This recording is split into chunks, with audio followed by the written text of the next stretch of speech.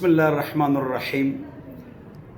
مستورات جو پردہ کرتی ہیں، بعض تو یہ آدھا ماتھا آدھی ناک رخسار یہ کھلا ہوتا ہے، یہ بالکل خلاف شریعت پردہ ہے۔ اپنی بہنوں بیٹیوں کو سمجھاؤ، اور اگر مستورات نے پردہ کرنا ہے تو پردے کا مقصد عورت کا حسن چھپ جائے، تو اس سے حسن چھپتا نہیں۔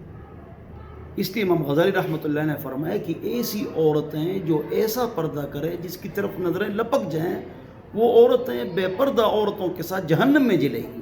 ماتھا کھلا ہوا ہے، آنکھیں ساری، گال، تو ناک پر اس نے